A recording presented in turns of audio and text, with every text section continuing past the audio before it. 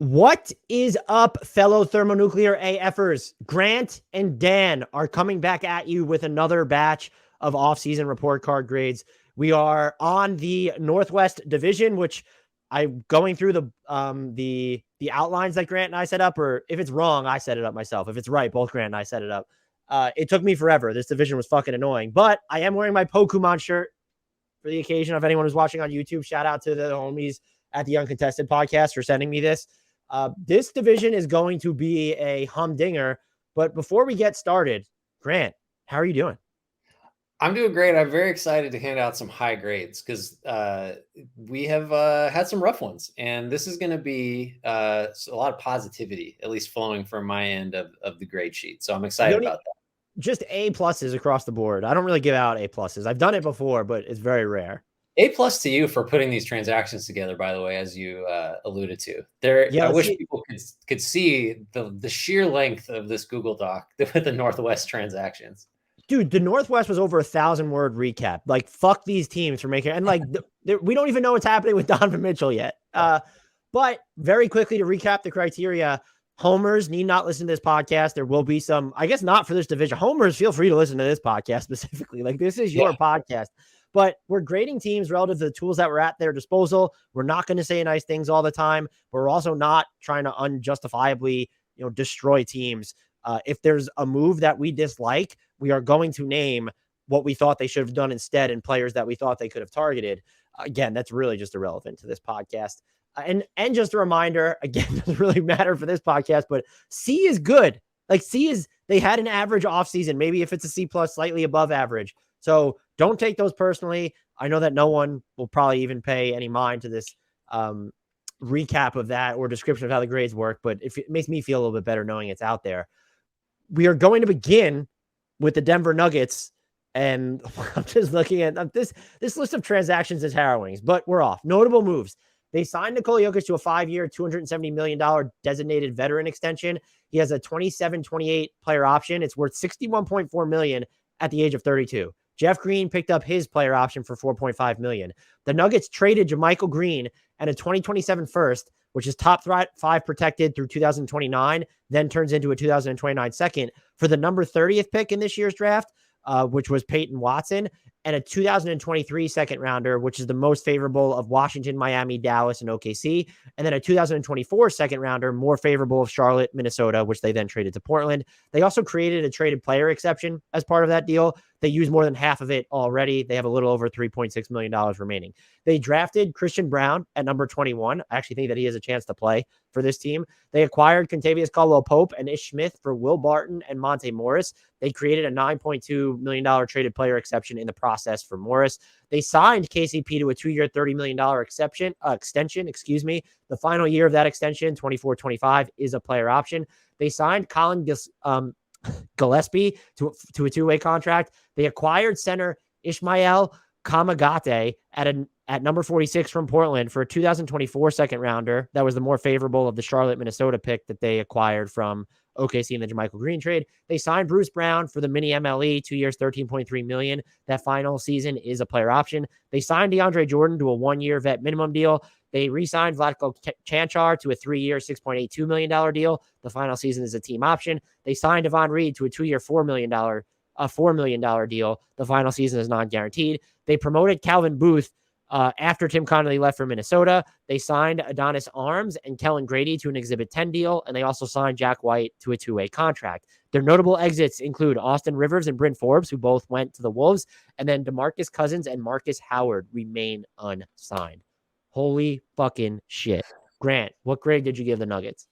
Should I talk for like 5 seconds and make you start talking again after that? Yeah, I need to. I'm like, my watch is tracking my heartbeat. I'm like in cardio mode at this point. This is an A. I'll start with the arguments I think I'd be willing to hear for knocking it down to an A minus. Losing Connolly to Minnesota, I think it was initially reported he got ownership stake or something. And then maybe it's like, well, I don't know. It just, if you've been critical of the Nuggets for being too cheap, for being a really good organization that's owned by a very rich owner, that losing Connolly to another team, potentially over money, that might rub you the wrong way. And then the DeAndre Jordan signing, like, it's a 1-year veteran minimum deal. I think it's a dumb signing, but it's like, it's not fatal. It can't kill a veteran minimum signing. Like, whatever, go find. Well, let's talk about Hassan Whiteside again. Like, go find somebody else out there if you need a backup center for the 4 minutes of playoff games that Jokic doesn't play. So it's an A. The Jokic extension, great, locked in, awesome. I think KCP fits perfectly. I've seen him play in finals games on a title winner, and that's kind of a reductive way to think about it, but he fits exactly, I think, what this team needs at the 2. I love Bruce Brown, and the defense, both him and KCP, the defense that they're going to get out of those 2 are big upgrades, I think, along with Aaron Gordon being back. So just the idea of this team now, if you have Murray back and you have MPJ back, and you've got options, and this roster just feels like every addition they made sense. So, I mean, I'm not going to go through all the smaller things like the Jermichael Green trade, fine, just to move that money off. I think a lot of people like Christian Brown. I can't profess to know enough about that to have a real strong take on it. Plus, this team is so good, I don't think he's going to be a factor, at least this year. I just think they got the big moves right. Extending KCP was also I think that's a solid move. So big moves, small moves, theory of the team, addressing needs, just ticked all the boxes as you go down them. So I think this is one of the best. I mean, it's an A. It's one of the best off seasons in the league to me. So we diverged from this pretty substantially. I gave them a B. Okay. And this is coming from someone who might pick the Nuggets to win the title. If I was forced to choose right now, I think they had a good offseason, but I think it's inexcusable to let Tim Connolly walk over money. I know that there's some sort of equity type incentive that they gave him, but the fact that he was even in a position to leave in the first place speaks to where they've skimped on executives just in general. It feels like dating back to Masai Ujiri. Calvin Booth is more than capable from what everyone around the league says. That's great. It's still just the optics are just, I don't know. That's uninspiring. Yes, they nailed the Jokic contract. They nail some of the other move. I love the Bruce Brown signing. It might have been my favorite free agency fit. One of them of the offseason. The KCP trade was great for them. I think the extension is absolutely fine too.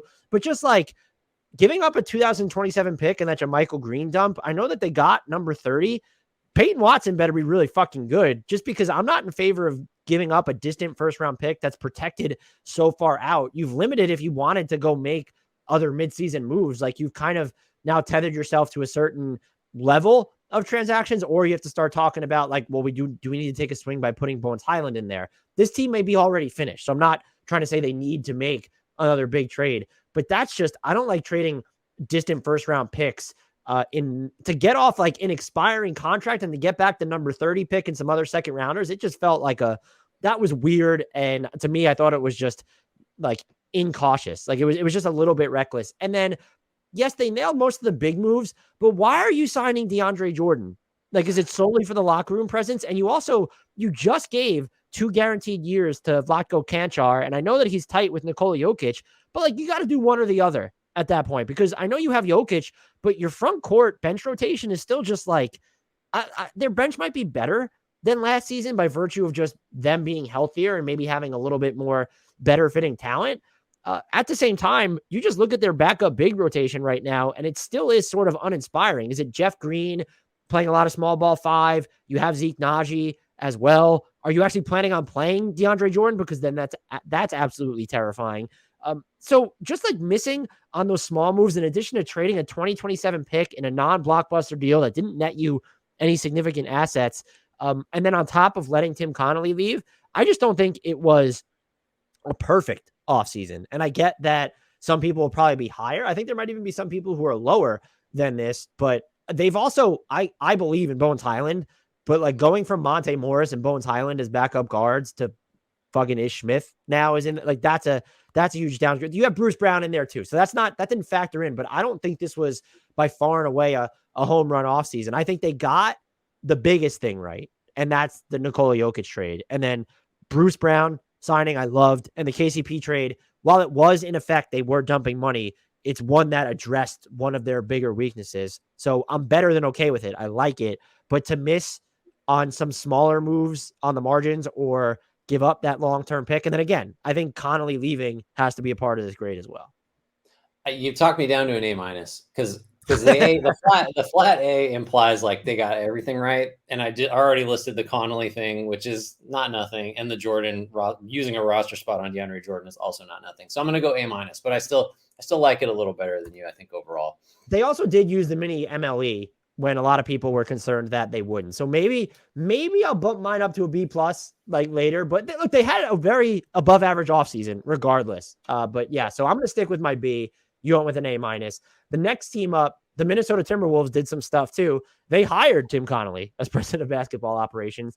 They signed Karl-Anthony Towns to a 4-year, $224.2 million extension. He has a 2028 player option valued at $62.1 million. That will be his age 31 campaign. They traded Jake LaRavia, the number 19 pick, to the Memphis Grizzlies for Walker Kessler, the number 22 pick, and Ty Washington, the number 29 pick. They then traded Ty Washington 2025 and 2027 seconds, both unprotected, for Wendell Moore Jr., number 26. They traded for Rudy Gobert from the Jazz in exchange for Malik Beasley, Patrick Beverley, Leandro Balmero, Walker Kessler, Jared Vanderbilt, a 2023 first-round pick unprotected, 2025 first-round pick unprotected, an unprotected 2026 first-round swap, a 2027 first-round pick unprotected, and then a 2029 first-round pick, top 5 protection. Minnesota also created a $4.4 million traded player exception for Vando as part of that deal. They traded Bryce McGowan's, the number 40 pick, to Charlotte for Josh Minot, the number 45 pick, and the Knicks' 2023 second rounder. They signed Kyle Anderson to a 2-year, $18 million deal. They signed Taurean Prince to a 2-year, $14.6 million extension. The second year is non-guaranteed. They signed Bryn Forbes and Austin Rivers to 1-year veteran minimums deals. They signed Nathan Knight to a 2-year, $2.8 million deal. It fully guarantees on January 10th. He can also veto a trade. LOL. That second season is a team option. They picked up the options on Jalen Noel and Naz Reid. They signed CJ Ellaby to an Exhibit 10 deal, and they signed AJ Lawson to a 2-way contract. Notable exits include Josh Okogie, who signed with the Suns, and Jake Layman, as of now, remains unsigned. Grant, what grade did you give the Minnesota Timberwolves? So this is a B for me. I think that we get caught up, and I maybe I shouldn't say we, but I think in general, we look at, as you're reading it, all those firsts and how many times you said unprotected. And you're talking about at least 1, 2, 3 rotation guys that went out for Rudy Gobert. Like, it's just a lot. And anytime you're the team that everyone talks about as like you reset the market in terms of what a first rounder is worth, like you've operated boldly. Like, let's put it that way, at least. And maybe that's the nicest thing you can say about it.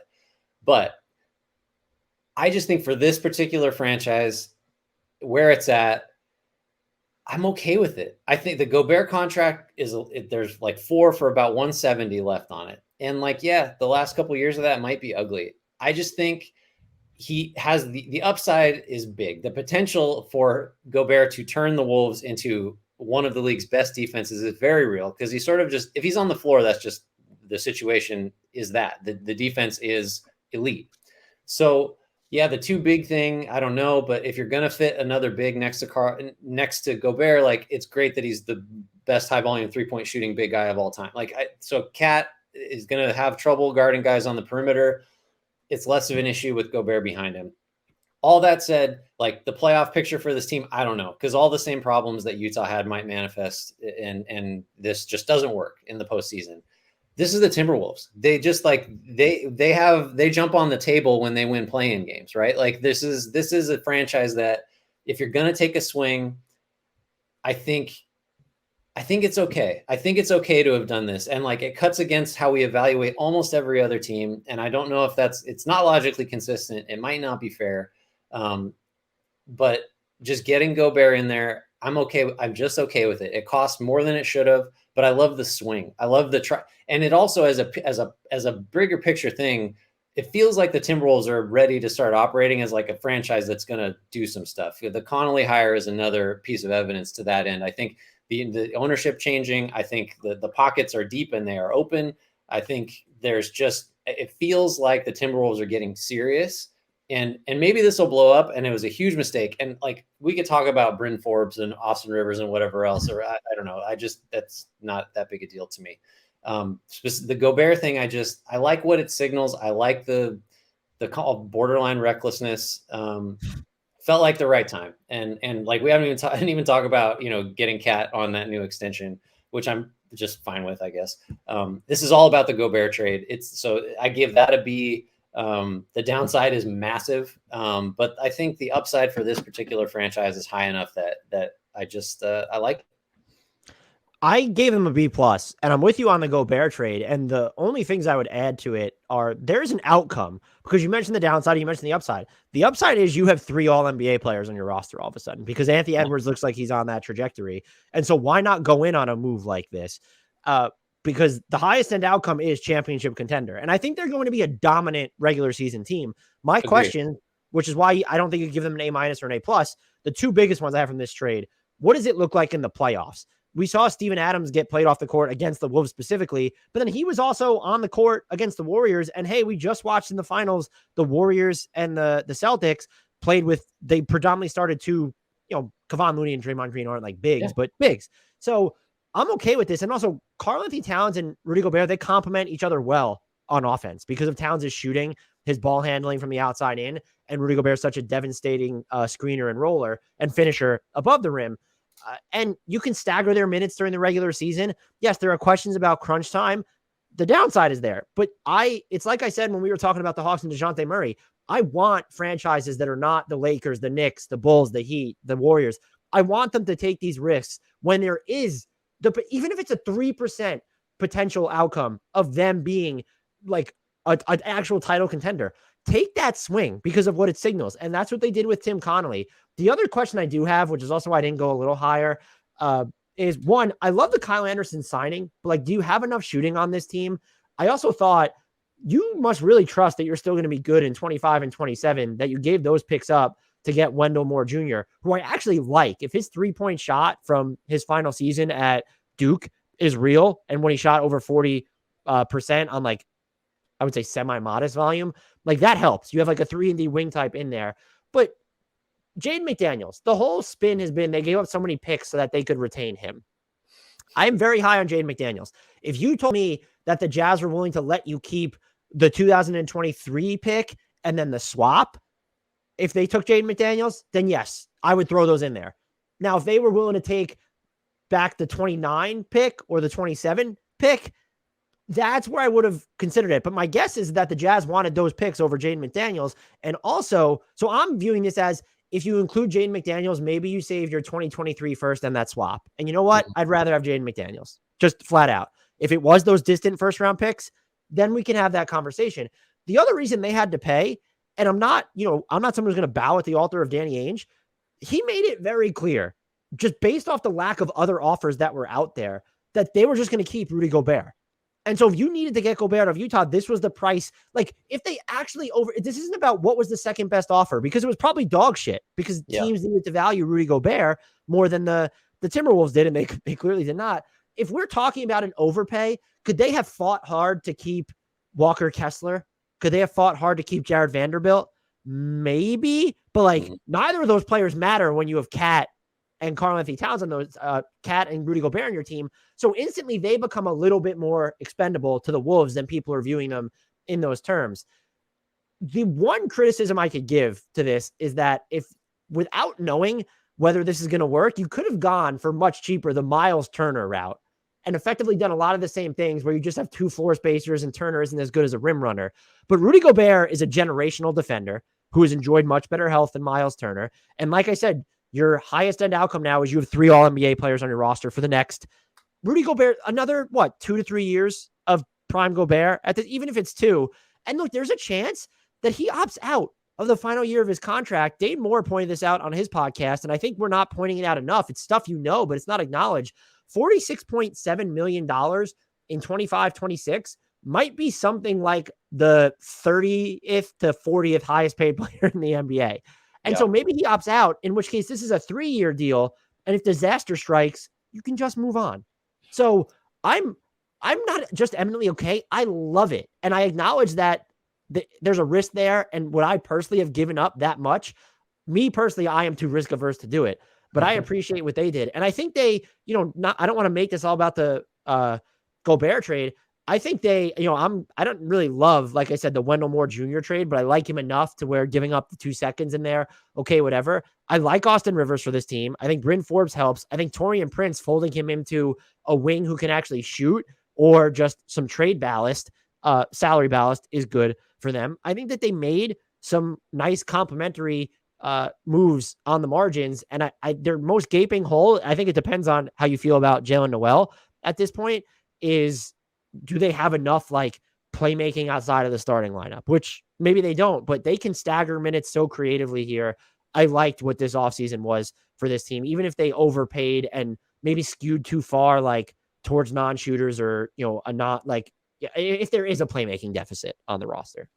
I two things, and you made me remember my very first thought about this trade when I was trying to, because my initial gut was like, wow, good for the Wolves, but then you worry about all the picks.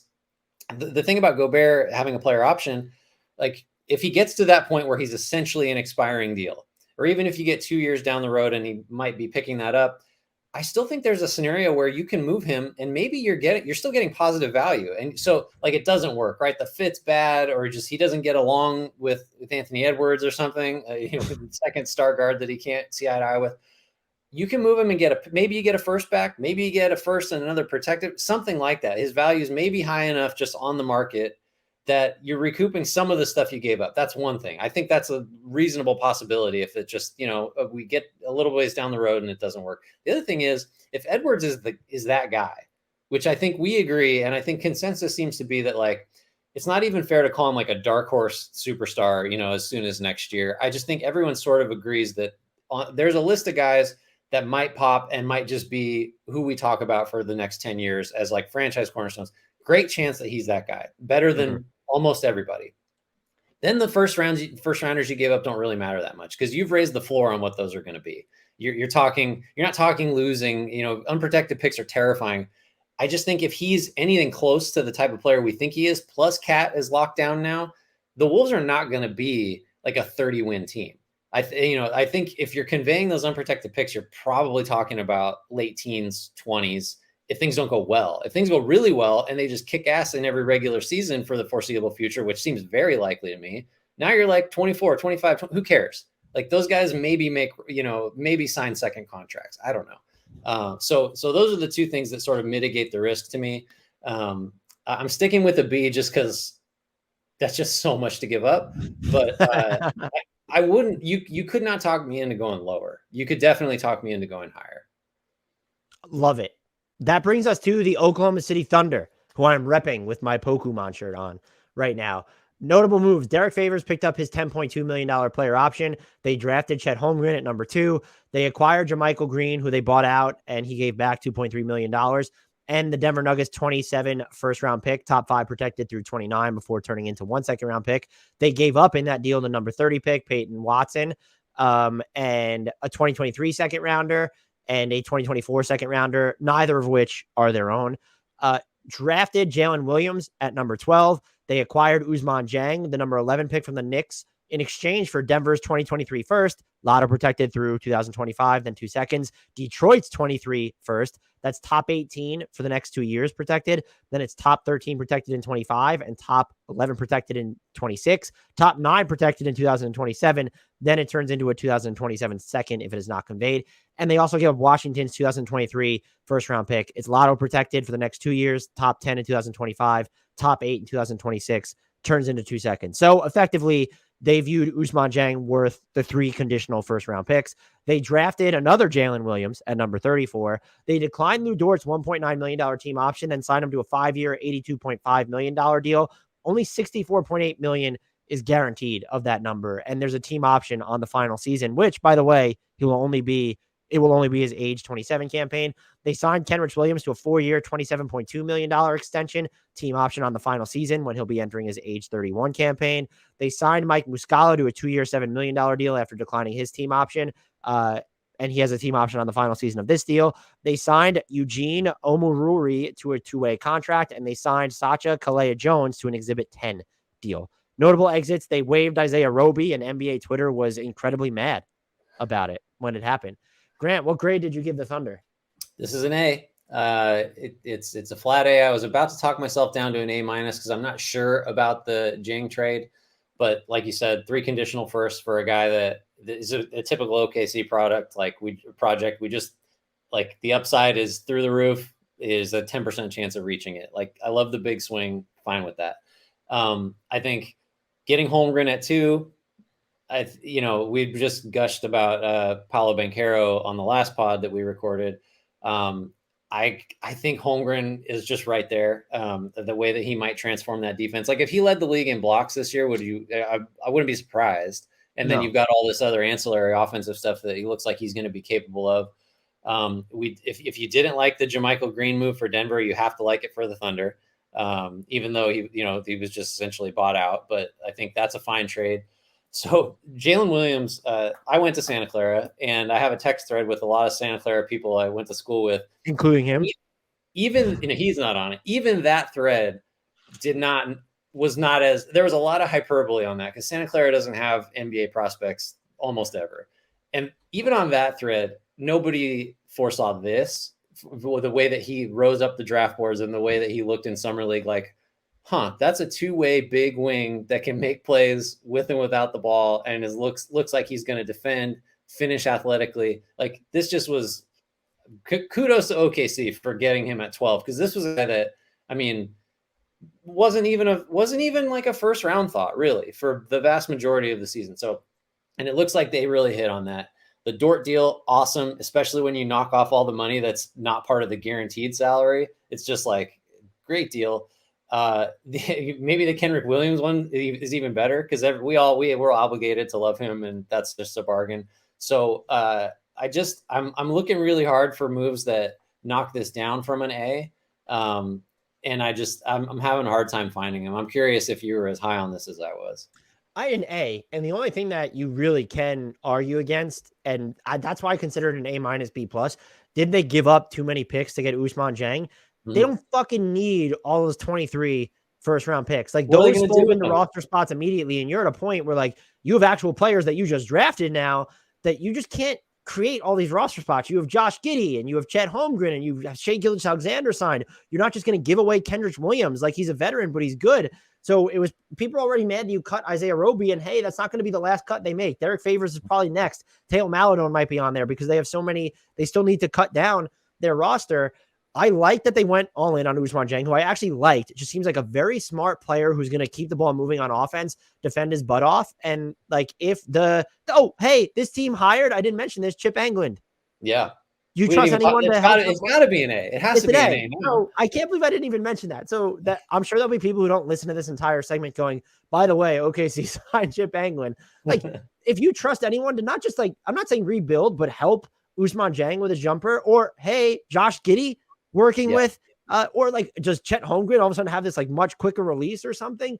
It was an A through and through. And look, we have to stop being hypocritical. And if it happens inadvertently, I get it, but we can't be mad if OKC is tanking and then get mad when they take swings, like trading 3 first-round picks into Ousmane Dieng. And look, there's a chance that I would say there's a chance at least one of those picks they gave up doesn't convey.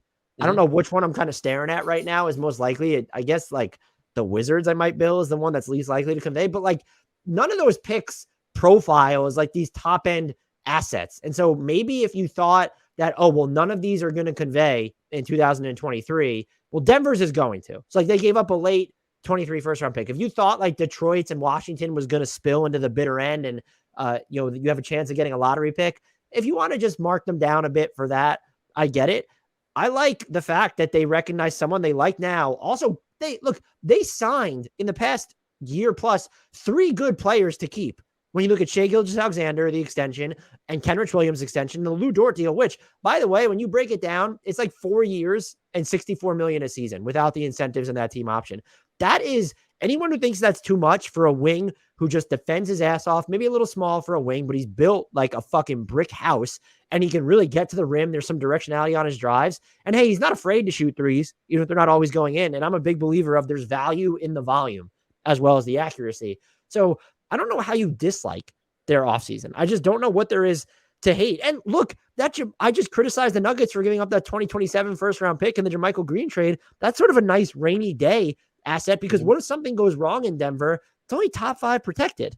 So I thought this was a home run offseason for them. I don't think they instantly become good, but like this is a team that, and I thought this last season, they deserve to be slaughtered for the way that they were actually slaughtered by the Grizzlies, but that was not reflective of their rebuild, which has had a rhyme and reason and direction for longer than people have credited. If you want to, if we fast forward months and they're shutting guys down again, I can get being frustrated at that point. What are we doing here? But like they're doing actual things to build up the immediate player base. I loved this offseason from them. And I think the Chet Holmgren pick, when you're looking at the 2 players that were back on the board, is there a chance Jabari Smith Jr. is better than him? Sure. But Chet Holmgren is going to be, I think, a monster. And if he gets stronger, like he's going to be the quintessential complementary offensive player, I think. But if there's a chance that his ball handling skills develop and he's given that agency over the offense, and then he's getting even stronger on defense, we're talking about someone who himself could be a very transcendent talent. Agree. Nothing to add. This is just the flat A. I don't know why I was so impassioned about giving the Thunder an A just there. I'd spittle flying off my mouth into my microphone. The Portland Trailblazers, they signed general manager Joe Cronin to a 4-year deal. They acquired Jeremy Grant and the number 46 pick for number 36, Milwaukee's 2025 first, which was top 4 protected, and the 2026 second, the most favorable of Portland or New Orleans. They then traded number 46 to Denver for a 2024 second rounder, more favorable of Charlotte, Minnesota. That was actually, I thought, a good deal for them. The Nuggets, excuse me, as I'm like burping over here, Ishmael Kamagate, that's who the Nuggets took with the number 46 pick, or that's who was taken there that the Nuggets got. The Blazers drafted Shaedon Sharpe at number 7. They drafted Jabari Walker at number 57 and then signed him to a 3-year, $4.8 million deal. The final 2 years are completely non-guaranteed. They signed Gary Payton II to a 3-year, $26.2 million deal. The final season is a player option when he will be age 32. Signed Anthony Simons to a 4-year, $100 million deal. No options. This takes him through his age 26 season. Signed Yusuf Nurkic to a 4-year, $70 million deal. No options. Takes him through his age 31 season. Signed Drew Eubanks to a 1-year veteran minimums deal. Signed Damian Lillard to a 2-year, $121.8 million extension. He is now signed through his age 36 season, and he will be slated to make $63.2 million in that campaign. They waived and stretched Eric Bledsoe's partial guarantee, so there'll be $1.3 million in dead money on their books through 27-28. They signed Jared Rhoden to an Exhibit 10 deal, and then they signed Isaiah Miller and Norvell Pell to Exhibit 10s as well. Notable exits include Joe Ingles, who signed with the Bucks, CJ Ellaby signed with Minnesota, Bledsoe, Elijah Hughes, and Ben McLemore all remain unsigned. Grant, what was your grade for the Blazers? I give them a B+. And the knockdowns for it were the Lillard extension, just the sheer cost of it, as you outlined, and the fact that like he's got, was it 3 more years on his existing deal? I just like, it didn't feel like we needed to do this. Clearly Portland felt differently. That's just kind of a different situation there where the loyalty between the franchise and Lillard, seems like they need to project that as strongly as they possibly can in both directions, just to keep everybody, from trade speculating or whatever. That's a little rich. The Nurkic deal I really didn't like at all at first, but the cap's going up. It's just, I don't know. I guess 4 for 70 is for like a guy who's, he's also younger than he is. This takes him through age 31. He's 28 right now. So yeah. But to me, he's average at best on both ends. And if the Blazers intend to play meaningful playoff games, I have questions about how he'll hold up there. Clearly, they do intend to do that. But everything else I was good with.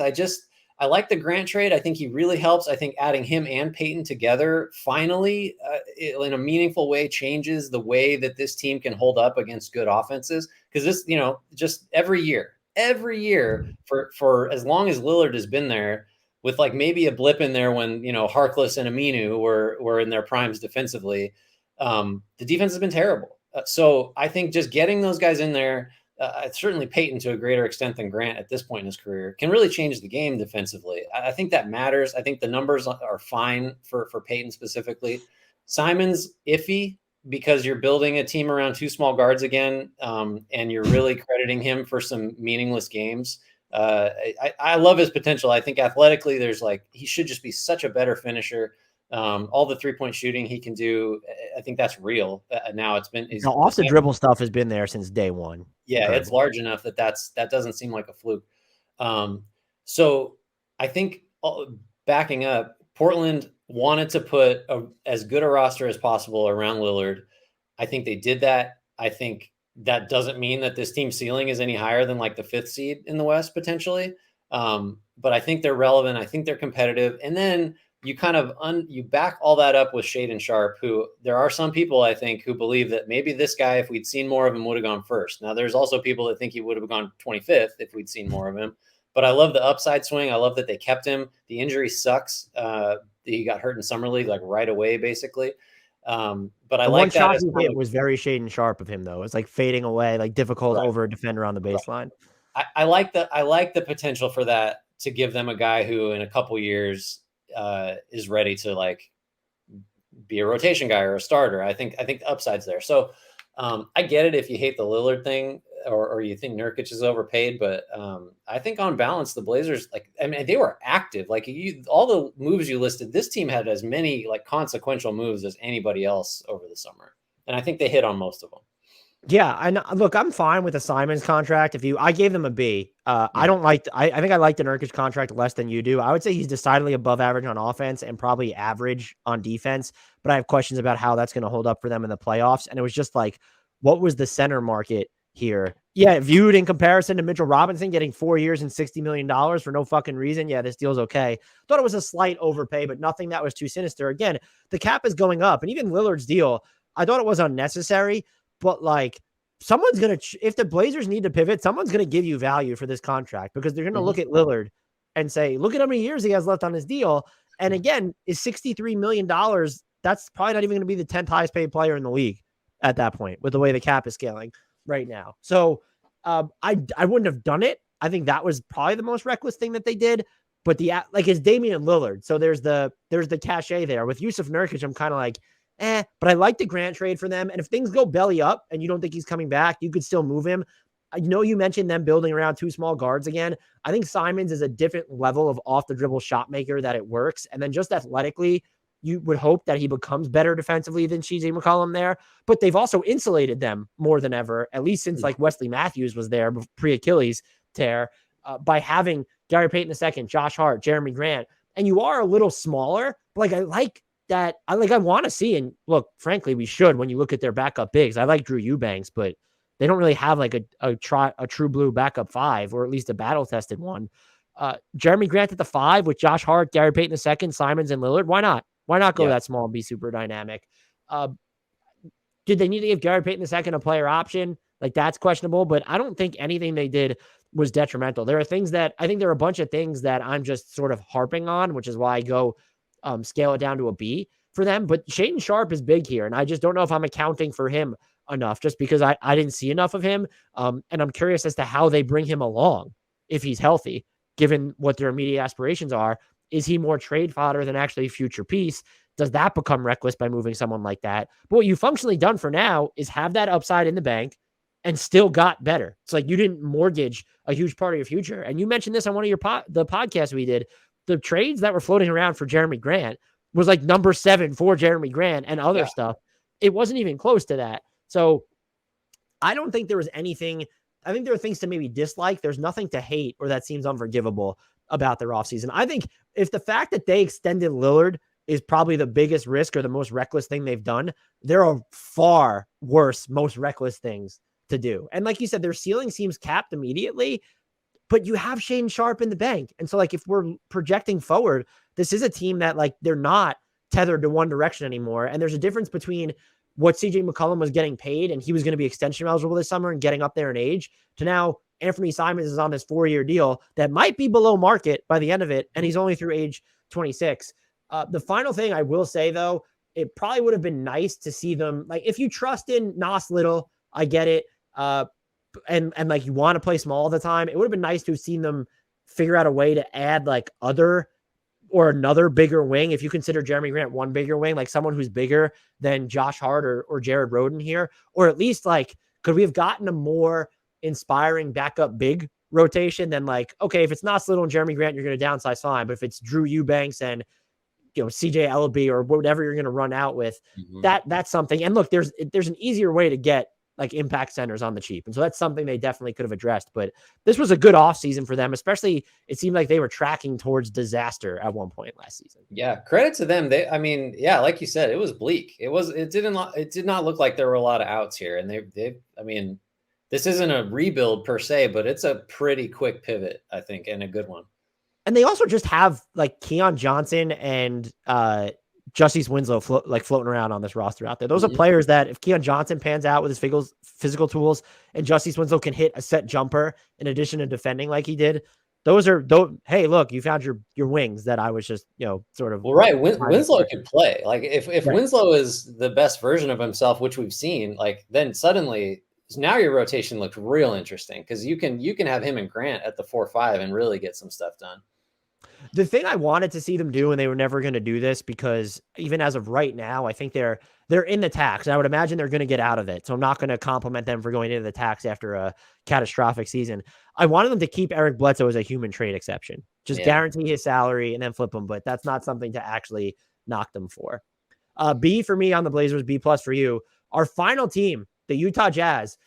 Donovan Mitchell, the stuff is looming over all of this. So I kind of caked in the fact that like they're going to move Donovan Mitchell at one point, but it was just tough to do this team. Anyway, Quinn Snyder resigned. They then signed Will Hardy to a 5-year deal. They traded Royce O'Neal to the Nets for a 2023 first-round pick. It's the least favorable of Houston, Brooklyn's, or Philly selections. They created an $8.8 million traded player exception in the process. They used most of that on Bolermo and Vando. They traded Rudy Gobert to the Wolves for Malik Beasley, Patrick Beverley, Leandro Bolermo, Walker Kessler, the number 22 pick, Jared Vanderbilt, a 2023 unprotected first, an unprotected 2025 first, an unprotected 2026 first round swap, an unprotected 2027 first round pick, and a top 5 protected 2029 first round pick. They also created a $9.7 million traded player exception as part of that deal. They signed Johnny Juzang to a 2-way contract. They signed Simone Fontecchio to a 2-year, $6.9 million deal. That is fully guaranteed. Their notable exits include Daniel House, left for the Sixers. They waived Juan Hernan-Gomez. He ended up with the Raptors. Trent Forrest signed a 2-way with the Hawks. Eric Paschal signed a 2-way with the Wolves. And Hassan Whiteside remains unsigned. Grant, what grade did you give the Utah Jazz? It's an A. I almost don't even care what happens with Mitchell. Because keeping him is good, and then getting 3 or 4 firsts, I guess, which would be the market rate now, would also be good. We both like the Gobert trade for Minnesota. I think you have to love it for the Jazz. Like, this isn't new. That's just such an incredible haul for a player that you're going to pay a lot of money to. That the sand had run through the hourglass on the Gobert Mitchell pairing, and what so a great way to put it. You must be a writer. I've been considering it, and it's just so it's not quite like saying you got this incredible haul of picks and like some useful players too, which you could flip or keep for a guy that had no value to this team. But it was like they were going to move him, or the change was happening. So it's like he wasn't going to be on the roster. It didn't seem like. And so I think clearly they got the absolute best possible package imaginable beyond imagination for Gobert. And so everything else is secondary. I think it's the type of thing where we are so guilty all the time of like, you're either trying to build a title winner, or you got to strip it down and you got to start over. And there's like nothing in the middle is okay. And we've, I think, cut against that by a lot of these teams. The Blazers are a great example. Being more in the middle is okay sometimes. But what I love about this is the Jazz just did it. Like there wasn't, Danny Ainge comes in and like suddenly we are starting over, and nobody can be mad about it because everyone agrees we just absolutely reeled in the biggest haul that could have possibly been foreseen. So I love that they just pulled the trigger and did it. It sucks to lose Quinn Snyder, but I think maybe that's another situation where, the time was just up and he saw the writing on the wall and didn't want to coach a rebuild. So that's fine.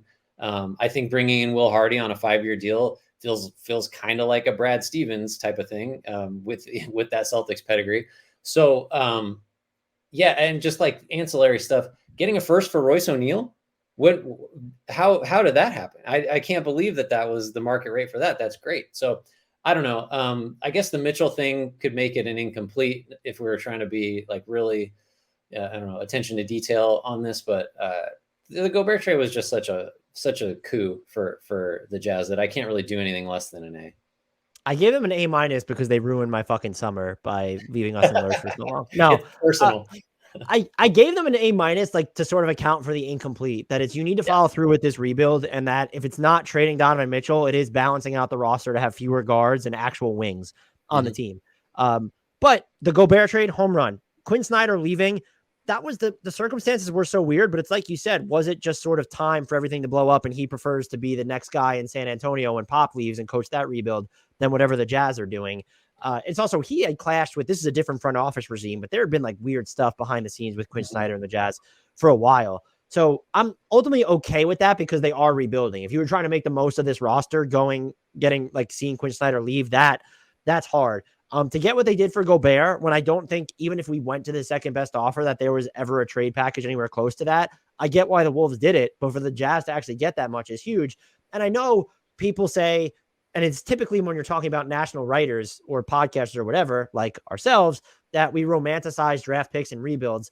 I get that sometimes. This doesn't feel like that situation. This Jazz core had very much run its course. There was discord sowed behind the scenes for a while at this point. And the other thing here is just like, don't police fandom or what you value in a team. If you want to root for a team that's just going to flirt with contention or never get there or get all these second round exits or first round exits, that's fine. As someone who covers the league and like likes watching the league, I want to see teams strive for a championship. And if you don't have the clear path to the title, then I'm fine with you starting over.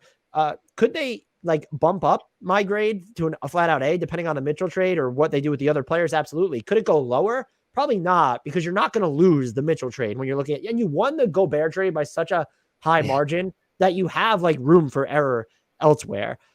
I don't know, like I think the only way you could absolutely despise the offseason is if you thought that there was an avenue to them acquiring a fringe star big win. Like, could they have given up their 2026 pick and gotten Jeremy Grant? And would that have actually elevated them to title contention if it cost you, let's say you're able to keep Bojan Bogdanovic, but it cost you Jordan Clarkson and other stuff? That might be a fair criticism, but I also like the idea of you were existing in sub contention, because I do think the peak Jazz when they were in the bubble were title contenders, but since then it's been like sub contention. I respect that you blow it up and you're starting pretty much anew. This grade could go lower if they just sort of let everything drag out to where you have so many veterans on this team, you don't move them and you keep Mitchell, that you're not bad enough to maximize your pick. I just don't see that being the case. Even if they let this leak into the regular season, where you could argue that maybe they're banking on the Knicks starting slowly and upping their offer, or another team coming out of their woodwork, I think the deal, Donovan Mitchell moving, ultimately gets done. And the fact that they did it on their own terms, rather than anyone asking for out, rather than anyone going into the final year of their deal, looking at Mitchell and Gobert specifically, I think that's great for the franchise as well. These decisions are tough to make, even if you're new, like Danny Ainge, and operate as this detached executive in the past, like you did in Boston, to just get rid of, to just not junk, but to annihilate a team that was dominant in the regular season for the past half decade plus. That's a hard call to make. You made it. You got a ton of value for Gobert, and I totally respect it. And I think it was a fantastic outcome for them, because now the Band-Aid is finally ripped off too. They didn't like half-ass their way into this. You know what's happening, and no one's talking themselves into some illusion of something else. The other thing too is there's so much room for them to collect more future assets, because we talked about Bogdanovic. You might get a first for him. I don't know, a future protected first. You're definitely getting some for Mitchell. Robinson. For sure, why not? So I mean, Conley probably doesn't have any value, but like there's a scenario where the Jazz collect 2-3 more firsts. I mean, just from Mitchell, and then maybe 1 or 2 more elsewhere. And now we said it for the Spurs when we did them, like you're kind of in the Wembanyama sweepstakes if you really go all the way down, and suddenly you start to look like the Thunder of the last couple of years with all these incoming picks, and you're bad, but like the turnaround is ready to happen like ASAP. So I think there's actually, the rebuild could stop now, and the Jazz would be in great shape, even if they kept Mitchell and like had a gap year and tried to really put it together. But the rebuild could just this could be this is like 2 or 3 off seasons of rebuild work done in one. So, and it's not done. So like there could be even more stuff coming in. So the Jazz are just, I mean, this is how you do it. This is really how you do it. And like you said, the key was they did it on their terms. They didn't wait until they were over a barrel. They didn't wait until, they felt like they were losing leverage. They just went and did it. And so, I mean, I think that should be a lesson to a lot of teams, is if it's not working and it's not going to work, just go for it. And also, even giving Will Hardy a 5-year deal, let's say it's only the first 4 that are guaranteed, you've given yourselves runway for this rebuild now. Yep. It's not operating on a shorter timeline. And so I think that's easy to appreciate as well. Yeah, agree. Let's recap these grades on the Northwest Division, a very rosy podcast. I gave the Denver Nuggets a B. Grant gave them an A-. I gave the Minnesota Timberwolves a B+. Grant gave the Minnesota Timberwolves a B. I gave the Thunder an A. Grant gave them an A as well. I gave the Blazers a B. Grant gave them a B+, and the Jazz got an A- from me and an A from Grant. If you have not done so already, follow us on the socials. Grant is at GT_Hughes. I'm at Dan Favale. All the podcast socials are in the podcast description, the YouTube description. Join our Discord, podcast, and YouTube description as well. It's located in there. Please subscribe to us on YouTube and wherever you get your podcast players. Do it at both mediums. That helps us out a ton. And leave maybe like nice or pleasant or at least positive, not positive reinforcement, but like constructive comments and likes help us out a ton on YouTube, since some of the comments on YouTube get a little dark, I would call them. Until next time, though, and like always, Grant and I leave you with a shout out to the one, the only, the indelible, the legendary Frank Ntilikina.